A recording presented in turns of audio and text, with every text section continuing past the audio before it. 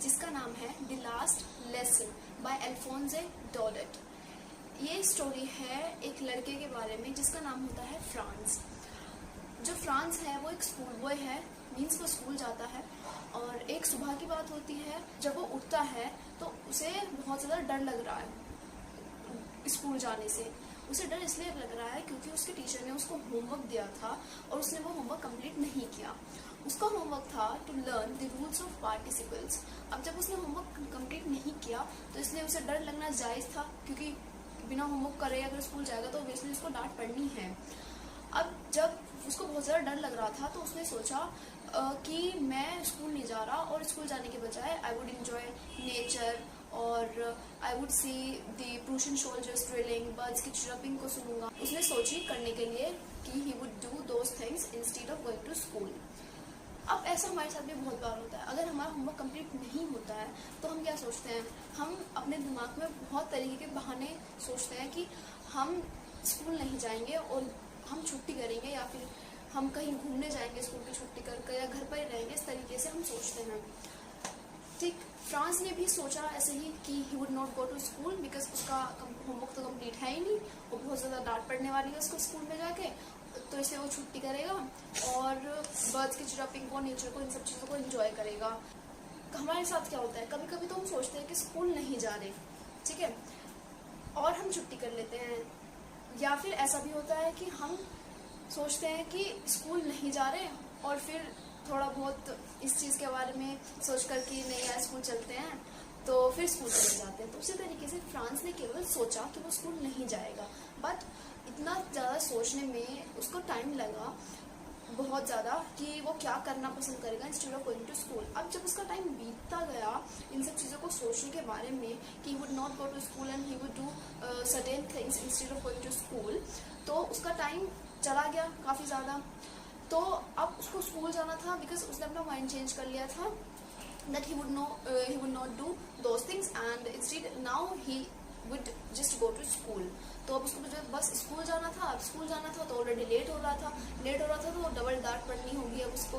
क्यों? क्योंकि होमवर्क तो कंप्लीट किया नहीं है, ऊपर से अब वो बहुत ज़्यादा लेट हो चुका, तो जल्दी से वो फटाफट रेडी हो जाता है और स्कूल के लिए निकल पड़ता है। अब जब फ्रांस रेडी हो जाता है स्कूल जाने के लिए तो वो घर से निकलता है। रास्ते में एक जगह पड़ती है जिसका नाम होता है टाउन हॉल। जो टाउन हॉल होता है वहाँ पर लगा हुआ होता है एक बुलेटिन बोर्ड। बुलेटिन बोर्ड एक तरीके का नोटिस बोर्ड ही होता है, बट बुलेटिन बोर्ड पे सारी बैड न्यूज़ लगी होती है। नोटिस बोर्ड पे तो कैसे भी न्यूज़ होती हैं, बट बुलेटिन बोर्ड पे सारी बैड न्यूज़ होती है, चाहे ऑर्डर हो या ड्राफ्ट ऑफ कमांडिंग ऑफिसर्स का या लॉस्ट बैटल हो, ये सारी न्यूज़ बुलेटिन बोर्ड पे लगी हुई होती हैं। अब जब फ्रांस वहाँ से गुजर रहा था टाउन हॉल के पास से, तो उसने नोटिस किया कि टाउन हॉल में बहुत ज़्यादा भीड़ लगी हुई है। इसका मतलब क्या? इसका मतलब कोई ना कोई मैटर हुआ होगा। देखो, जैसे हमारे स्कूल में नोटिस बोर्ड होता है, अगर नोटिस बोर्ड पे कोई भी नोटिस लगा हुआ होता है तो वहाँ पर बच्चों की भीड़ इकट्ठी हो जाती है ये देखने के लिए कि what is the notice now या what is the matter now, ठीक है। उसी तरीके से अब अगर टाउन हॉल में भीड़ लगी हुई है, इसका मतलब बुलेटिन बोर्ड पर कुछ ना कुछ न्यूज़ लगी होगी जिसको देखने के लिए लोग इकट्ठे हुए हैं। तो फ्रांस ने नोटिस किया कि वहाँ पर भीड़ है, तो उसने ये सोचा कि अब क्या मैटर होगा, अब क्या नई न्यूज़ आई होगी जिसके लिए लोग यहाँ पर इकट्ठे हैं, उसको देखने के लिए आए हैं। अब फ्रांस काफ़ी लेट हो चुका था अपने स्कूल जाने के लिए, क्योंकि एक तो उसने इतना ज़्यादा सोचा पहले वो स्कूल नहीं जाएगा, फिर सोचा कि नहीं चलो स्कूल चलते हैं। अब इतने वो काफ़ी ज़्यादा लेट हो गया। अब वो सोच रहा था कि अब क्या मैटर है, क्या न्यूज़ लगी है बुलेटिन बोर्ड पे। अब वो उसको रुक कर देख नहीं सकता था क्योंकि वो ऑलरेडी बहुत ज़्यादा लेट था, होमवर्क कंप्लीट था नहीं, तो उसको बहुत ज़्यादा टाटाज पड़ने वाली थी। फ्रांस जब टाउन हॉल के पास से गुजर रहा था तो वहीं पर बहुत सारे लोग न्यूज़ पढ़ रहे थे। उनमें ही एक था ब्लैक स्मिथ मतलब लोहार। वो फ्रांस को देखकर ये कह रहा था कि do not go so fast bub, you will get to your school in plenty of time. Franz को लगा ये चीज़ सुनकर कि जो ब्लैक स्मिथ है वो उसका मजाक बना रहा है। अब फ्रांस को अपनी स्पीड बढ़ानी पड़ी और वो स्कूल की तरफ तेजी से बढ़ता चला गया। अब देखो, जब स्कूल हम सुबह पहुंचते हैं तो सुबह के टाइम पे क्या एनवायरनमेंट होता है स्कूल में, बहुत ज़्यादा हसल बसल होती है, बहुत ज़्यादा नॉइस होती है, क्योंकि बच्चे जो हैं सुबह के टाइम जब अपनी क्लास में एंटर होते हैं तो अपनी डेस्क्स को, अपनी बेंचेस को प्रॉपरली अरेंज कर रहे होते हैं। कोई बेंच को इधर से उधर कर रहा है, और कुछ बच्चे ऐसे होते हैं जो अपने ईयर्स को फिंगर रखकर पढ़े जा रहे हैं, उनको मतलब नहीं है कि वो कितनी ज़्यादा उस चीज़ से शोर प्रोड्यूस कर रहे हैं। और टीचर क्या करते हैं, टीचर डस्टर या आयरन रूलर को बेंचेस पर बीट कर रहे होते हैं, और इन्हीं सारी चीज़ों की वजह से सुबह के टाइम पे क्लास में बहुत ही ज़्यादा नॉइज़ प्रोड्यूस हो रही होती है। अब फ्रांस के स्कूल में भी इसी तरीके से होता था। जब फ्रांस के स्कूल में सुबह सुबह बच्चे आते थे क्लासेस में तो बहुत ज़्यादा शोर होता था, इतना ज़्यादा शोर होता था कि जो स्कूल के बाहर की आउटर स्ट्रीट है वहाँ तक भी आवाज़ें सुनी जा सकती थी उन बच्चों के शोर मचाने की। जब फ्रांस स्कूल की तरफ बढ़ रहा था तो उसने नोटिस किया कि कुछ डिफरेंट है, मतलब जैसे नॉर्मली इतनी ज़्यादा नॉइज़ प्रोड्यूस होती है स्कूल में से कि वो बाहर तक आवाज़ सुनाई देती है स्कूल के बच्चों की, आज वो साउंड कहीं मिसिंग थी। तो उसको लग रहा था कि मानो आज एक संडे की सुबह है और स्कूल में कोई भी बच्चा नहीं आया है। तो बहुत ज़्यादा सरप्राइज था इस चीज़ को लेकर कि ना जाने आज क्या हुआ है जिसकी वजह से इतनी ज़्यादा शांति है स्कूल में। वो बहुत ज़्यादा लेट हो रहा था तो उसको बहुत ज़्यादा डर भी लग रहा था कि पता नहीं क्या होगा स्कूल में। नॉर्मली अगर फ्रांस लेट हो जाया करता था तो वो क्या करता था, क्लास में एंटर करने के लिए वो पीछे से जाता था और चुपचाप से सीट पर बैठ जाता था, और जो क्लास में शोर हो रहा होता था सुबह के टाइम उसकी वजह से किसी की ज़्यादा नज़र उस पर नहीं पड़ती थी।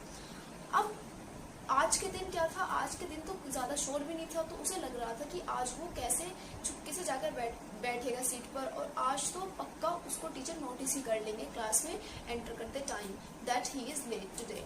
अब फ्रांस को क्लास में एंटर होना था तो उसे बहुत ज़्यादा डर लग रहा था। जैसे ही वो क्लास की तरफ बढ़ रहा था तो उसने देखा कि पहले से ही बच्चे अपनी सीट्स पर बैठे हुए हैं, जिनकी काफ़ी स्ट्रेंज थिंग थी उसके लिए कि सुबह सुबह और बच्चे सारे पहले से अपनी सीट पे, और इसके साथ साथ उसके जो टीचर थे एम हेमल, वो अपने आयरन स्केल के साथ he was walking in the class and the scale was under his teachers arm.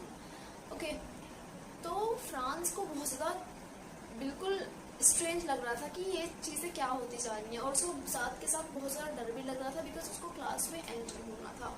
जो एम हेमल हैं वो फ्रांस के फ्रेंच लैंग्वेज के टीचर थे। वो उस स्कूल में पास्ट 40 इयर्स से अपनी फेथफुल सर्विस प्रोवाइड करा रहे थे। फ्रांस को लगता था कि उसके टीचर जो हैं वो क्राइम की हैं, पागल हैं, वो बहुत ज़्यादा डांटते हैं, तो इसलिए उसको लग रहा था कि आज तो वो बचने वाला है नहीं, उसको बहुत ज़्यादा डांट पड़ेगी। एक तो उसका होमवर्क कंप्लीट नहीं है, ऊपर से वो बहुत ज़्यादा लेट है। अब जैसे ही फ्रांस क्लास की तरफ बढ़ा तो उसके टीचर ने उसको कहा, "Go to your place quickly, little France. We were beginning without you." ऐसा सुनकर फ्रांस को काफ़ी स्ट्रेंज लगा बिकॉज उसके टीचर एकदम से इतने जेंटल टोन में उसको बोलेंगे उसने एक्सपेक्ट नहीं किया था। अब वो अपनी सीट पर जाता है, बैठता है, वो नोटिस करता है कि जो उसके टीचर हैं M Hamel, he is wearing his best dress that was wore only on special occasions or prize day ceremonies. यानी उसके जो टीचर हैं वो अपनी स्पेशल ड्रेस को पहने हुए थे जो केवल वो इंस्पेक्शन डेज या प्राइज डे सेरेमनीज पर पहनते थे, जिसमें था beautiful green coat, black silk cap and frill shirt. तो ये सारी चीज़ें वो थी जो वो केवल स्पेशल ओकेजन्स पर पहनते थे। होता है ना स्कूल में कुछ टीचर्स नॉर्मली तो दे वियर समथिंग, एंड जब भी कोई अलग स्पेशल डे होता है या स्पेशल ओकेजन होती है तो वो न्यू या सबसे डिफरेंट ड्रेस पहनते हैं जो कि वो स्पेशली उन ओकेजन्स के लिए रखते हैं अपने पास। ठीक है, तो फ्रांस को लग रहा था कि ना तो आज प्राइज डे है ना ही कोई इंस्पेक्शन डे है, तो फिर क्यों उसके टीचर ने ऐसी ड्रेस पहनी है। एंड ही वॉज थिंकिंग, इतने में ही उसने देखा कि जो क्लास की बैक बेंचेस हैं जो कि नॉर्मली एम्प्टी होती थी, they were now occupied by the village people, यानी गांव के लोग आकर उन बैक बेंचेस पर बैठे थे जो कि नॉर्मली एम्प्टी होती थी। अब जब सब बच्चे अपनी सीट्स पर बैठ गए थे तो एम हेमल ने क्लास स्टार्ट एक ग्रेव और जेंटल टोन में उन्होंने बोला that an order has come from Berlin. एक ऑर्डर आया है बर्लिन से कि कल से केवल जर्मन लैंग्वेज ही पढ़ाई जाएगी in the schools of Alsace and Lorraine. तो ये जो बात थी वो एक थंडरस्टॉर्म की तरह थी फॉर फ्रांस, बिकॉज उसने कभी एक्सपेक्ट नहीं किया था कि जो फ्रेंच लैंग्वेज है सडनली उससे वो छीन ली जाएगी और उस पर कोई और लैंग्वेज जो है वो थोप दी जाएगी, that now you have to study this. तो फ्रांस के लिए बहुत ज़्यादा डिफ़िकल्ट सिचुएशन थी, एम हैमिल के लिए और सभी के लिए बहुत ज़्यादा डिफ़िकल्ट सिचुएशन थी कि एकदम से जो उनकी मदर टंग है फ्रेंच लैंग्वेज, उस लैंग्वेज को उन सभी से दूर कर दिया जाएगा। तो ये एक अनएक्सपेक्टेड सा इवेंट था जो वहाँ पर हुआ उस टाइम पे। और एम हैमिल ने बताया दैट देयर न्यू टीचर, जो कि जर्मन का टीचर होगा, that would join the school by tomorrow. अब फ्रांस को बहुत ज़्यादा बुरा लग रहा था, इसलिए कि उसने पढ़ाई अच्छे से नहीं की। जो उसका टाइम था पढ़ने का वो उसने वेस्ट किया इधर उधर घूमकर। जो ग्रामर की बुक, हिस्ट्री की बुक जो उसको हमेशा म्यूजियम्स लगती थी, अब वो उसको अपने फ्रेंड्स की तरह अच्छी लगने लगी। ठीक है, और जो ये चीज़ थी कि एम हैमिल उसको क्रैंकी लगते थे, सडनली वो उनके क्रैंकी नेचर को ही भूल गया और उसे बहुत ज़्यादा बुरा लग रहा था कि अब एम हैमिल से दूर चले जाएंगे, क्योंकि एम हैमिल थे फ्रेंच लैंग्वेज के टीचर। अब फ्रेंच लैंग्वेज वहाँ पढ़ाई नहीं जाएगी क्योंकि अब जर्मन पढ़ाने का ऑर्डर आ चुका है।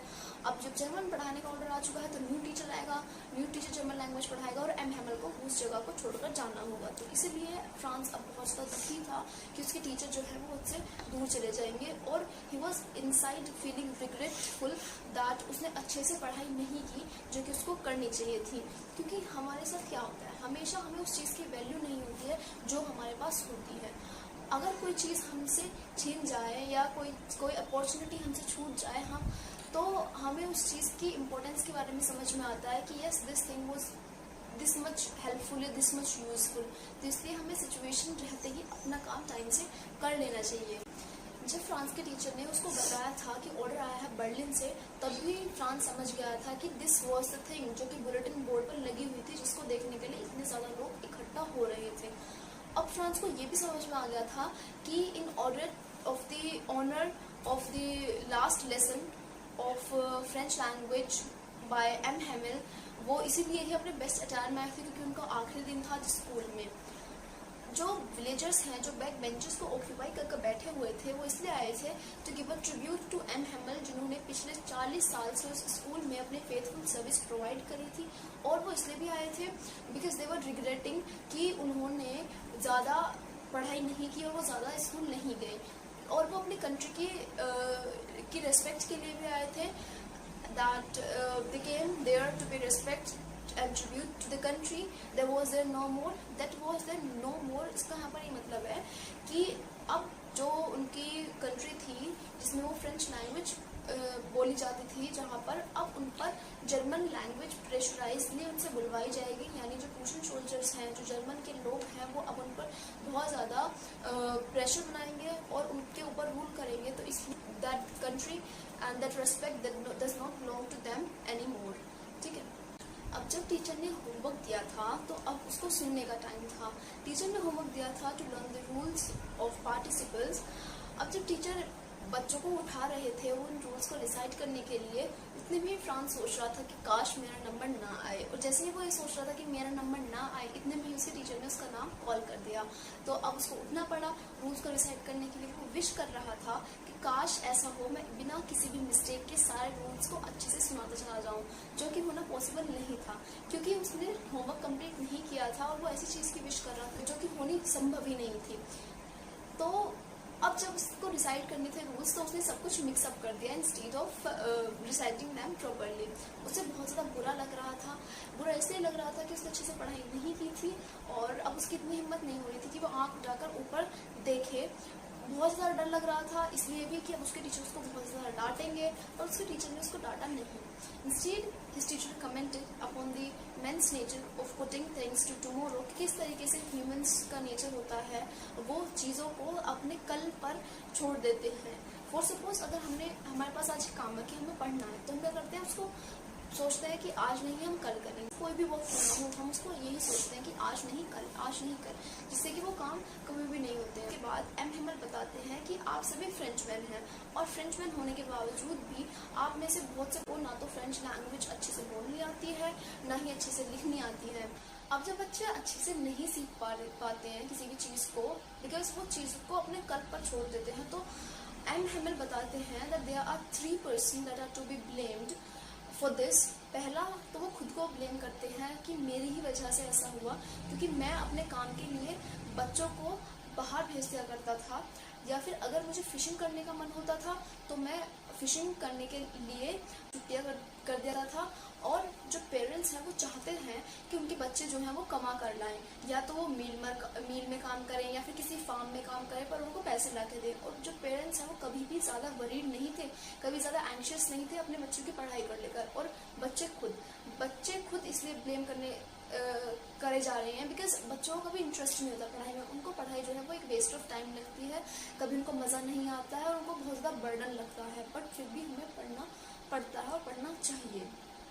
अब एम हेमल बच्चों को बताते हैं अबाउट फ्रेंच लैंग्वेज के बारे में। एम हेमल का ये मानना था दैट कि ये जो लैंग्वेज है this is the most beautiful language of this world. सबसे ज़्यादा क्लियरेस्ट है, सबसे ज़्यादा लॉजिकल लैंग्वेज है फ्रेंच लैंग्वेज। उनका ये मानना था कि जो बच्चे हैं वो फ्रेंच लैंग्वेज को अच्छे से सीखें, अच्छे से समझें और कभी भी उसको भूलें ना। लैंग्वेज जो है it act as a key to the prison of the slavery, ऐसा मानना था एम हेमल का, क्योंकि कोई भी जो लैंग्वेज होती है वो लोगों को हेल्प करती है कम्युनिकेट करने में, अपने थॉट्स को इंटरचेंज करने में, अपने व्यूज़ को एक दूसरे को एक्सप्रेस करने में। इसलिए लैंग्वेज एक्ट्स एज अ की for the prison of the slavery. अब एम हेमल ने बच्चों को ग्रामर में लेक्चर देना स्टार्ट किया। एम हेमल ने उसको ईजिली एक्सप्लेन किया सभी बच्चों को। फ्रांस को बहुत ज़्यादा इंटरेस्ट आ रहा था और फ्रांस को वो सारा समझ में आ गया था। फ्रांस चाहता था that the teacher should teach in one stroke. अब एम हेमल ने ग्रामर के लेक्चर के बाद बच्चों को एक राइटिंग में वर्क दिया। अब जब राइटिंग का वर्क दिया है तो वो नोटबुक पे किया जाएगा, तो उस चीज़ के लिए एम हेमल ने आज बच्चों को न्यू कॉपीज़ दी और उन कॉपीज़ पर बहुत ज़्यादा ब्यूटीफुली लिखा हुआ था फ्रेंच एल्सेसे। ठीक, अभी पूरी क्लास में इतना ज़्यादा साइलेंस था, सब बच्चे बहुत ज़्यादा डेडिकेशन के साथ, बहुत ज़्यादा ध्यान से सब अपना काम कर रहे थे। पेन के कॉपी पर चलने की जो साउंड होती है, जो स्क्रैचिंग की आवाज़ होती है, केवल वो आ रही थी। सब बहुत ज़्यादा डेडिकेशन के साथ अपना वर्क कर रहे थे। अब कुछ बेटल्स जो है विंडो के थ्रू उड़कर क्लास के अंदर आ गई थी। किसी की जो नज़रें हैं वो उन बेटल्स पर ज़्यादा नहीं गई और सब लोग बहुत ही ध्यान से अपना काम कर रहे थे और बहुत ज़्यादा साइलेंस था पूरी क्लास में। इसके अलावा एक और धीरे से साउंड आ रही थी, वो थी पिजन्स के कूक करने की साउंड, वो भी रूफ पर। अब फ्रांस सोच रहा था कि will they make the pigeons to coo. इस चीज़ से पता चलता है कि फ्रांस सोच रहा था कि ये जो पिजन्स हैं, जो बर्ड है, वो जो जर्मन के पीपल होंगे या जो जर्मन लोग होंगे वो हमें और एनिमल्स को इतना ज़्यादा प्रेशराइज करेंगे और किस हद तक वो चले जाएंगे अपनी जर्मन लैंग्वेज को बुलवाने के लिए। अब फ्रांस सोचता है अपने टीचर के बारे में जिनका नाम है एम हेमल। फ्रांस सोचता है कि जो एम हेमल हैं वो पिछले 40 ईयर्स से इसी स्कूल में पढ़ा रहे हैं और कितने सिंसियरली उन्होंने सब चीज़ें संभाली हैं और वो देखता है कि कुछ भी ज़्यादा नहीं बदला है।